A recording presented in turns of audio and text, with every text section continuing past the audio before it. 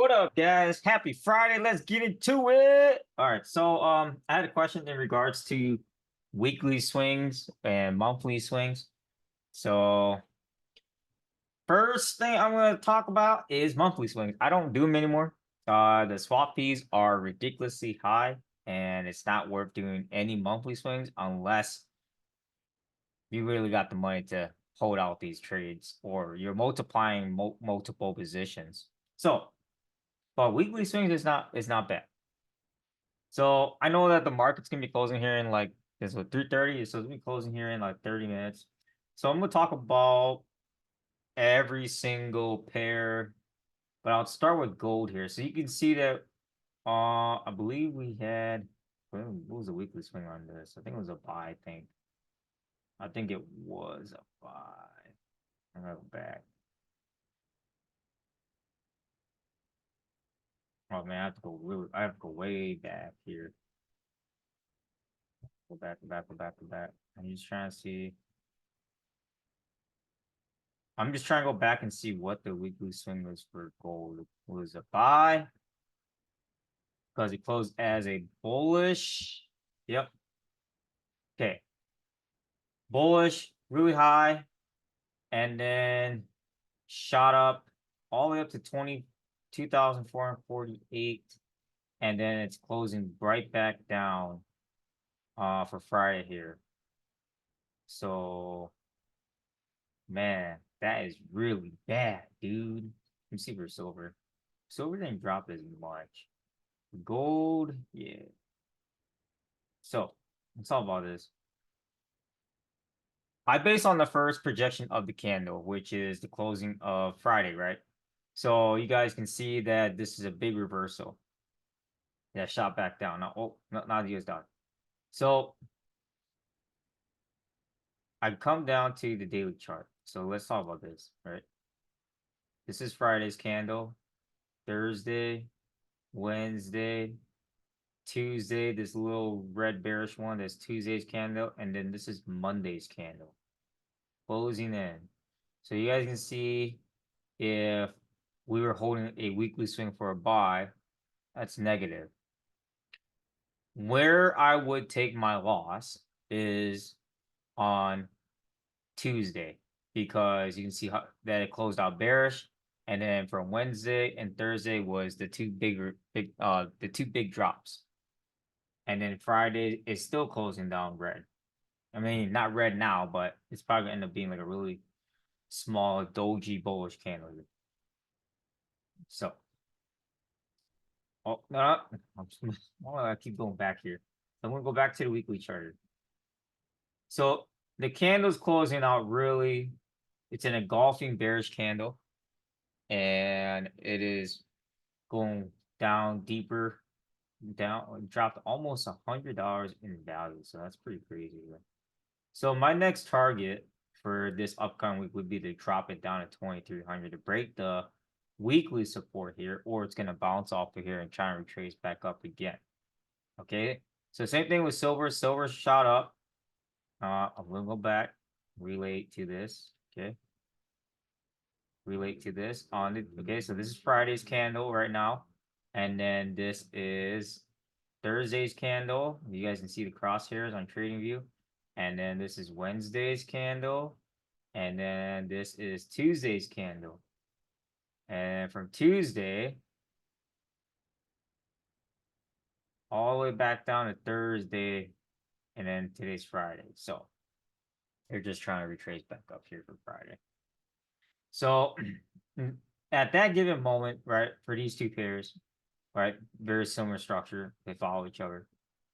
For gold and silver here, when it comes down and we are buying gold for the whole week, if Monday comes around or Tuesday comes around and you're really in the red,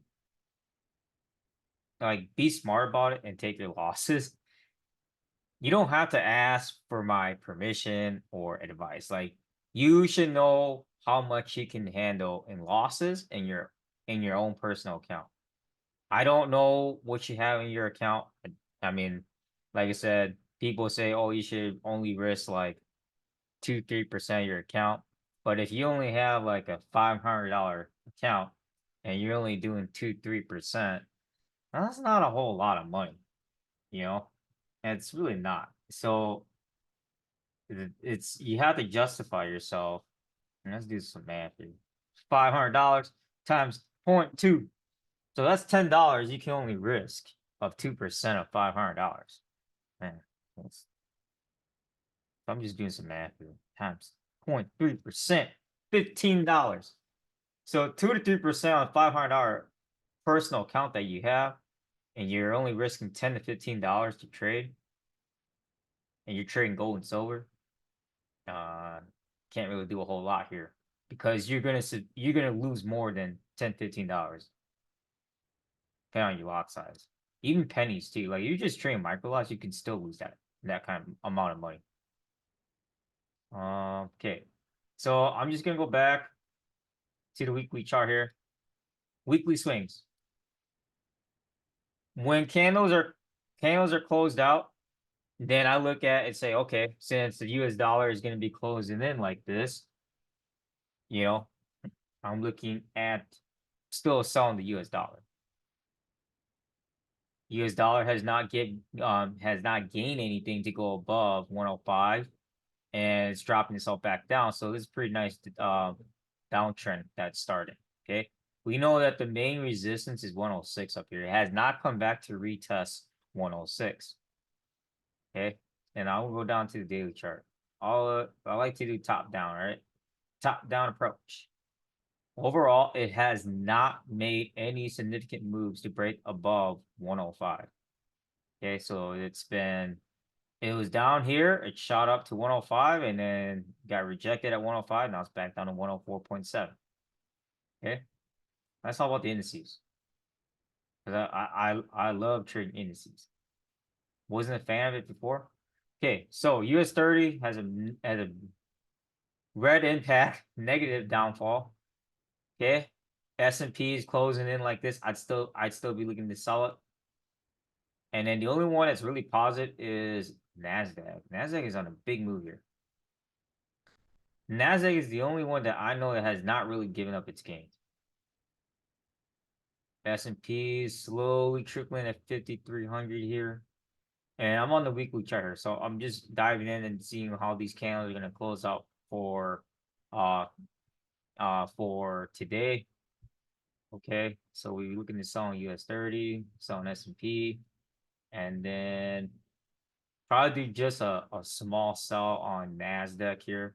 NASDAQ might end up trying to make one more big move before it shoots back down. But overall, NASDAQ is probably the strongest one out of all the indices right now.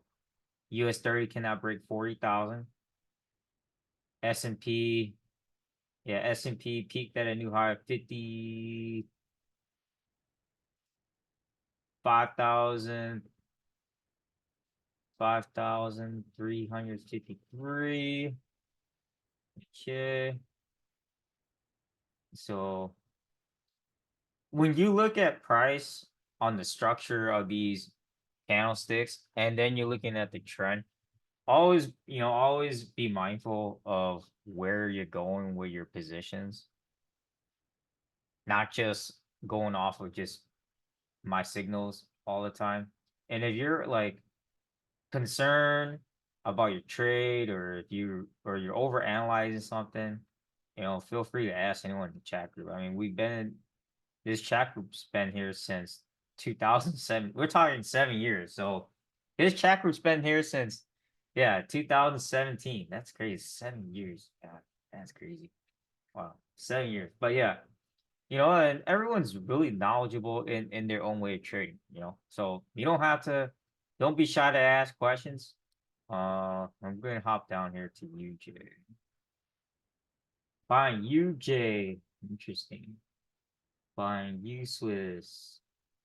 UCAD, I would sell UCAD. UCAD is on its own. Selling Euro. Let's see what's up with the pound. I'd be looking to buy. Oh, I don't know if I would buy the pound. I'd be looking to buy Euro British pound for retracing going back up and then selling the pound. selling Australia and the New Zealand dollar because closing bearish here. But UCAD is this is like this is where I wouldn't personally. I'm still gonna sound weekly swing signals, but we're in the month of summer, the season of summer, and when it comes to summer, I do mostly scalping, and I rarely trade in the summer. So summertime is like kind of like my vacation. I do a lot of trading during tax season, beginning of the year, and then fall time, to the holidays. Apologize, I had the windows open. So, but summer has a lot of ups and downs. Summer can be a really tight, narrow price zone structure of trading. There and we could see plenty of weeks like last week and this week, like there's so much consolidation, and then there'd be like a day or two where like there's a trend that we could follow, like on a 4 hour or on the daily, not on a weekly. And then other than that, like your weekly swings are going to be like all over the place. So I always recommend to adapt to the markets and adapt to your seasons of trading.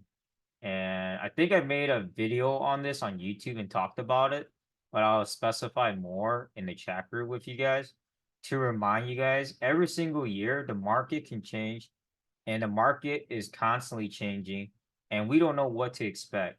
Like, by towards the end of this year, we had the presidential election. That's going to be huge. That's going to, the markets is going to be crazy. That's like another great time to trade, or it could be a bad time to trade if you're not prepared for it. Summer, like I said, for this summer, I'm starting to see it. Most pairs right now are just trying to hover around the same price structure, and there isn't a whole lot to work with. And you're just gonna have to scalp the markets. If scalping is not your thing, learn to scalp. If swinging is not your thing, learn to swing too. Learn to do both so that you are not just off on one type of style. Learn, you know, different styles in between and be like, I can adapt to scalping today because I can't swing trade or do any intraday trading at all. Same thing with if you couldn't scalp, hold a position for a day or two and see if that actually turns out in being positive. So I hope this helps. Like I said, I could talk a lot more on in depth with this. Like I said, if you guys if any of you guys actually want to get back into a group session, I'm down. So I have more free time, in the summer. So, but other than that, I'll let you guys free. Have a good weekend. Happy Memorial Weekend. And like I said, thank you guys all that served in the military as well. And like I said, yeah, happy Memorial Weekend to all you guys. All right. Peace out. Any questions? Let me know in the chat group if I need to repeat something or make another video on something. Let me know. All right, guys. Peace.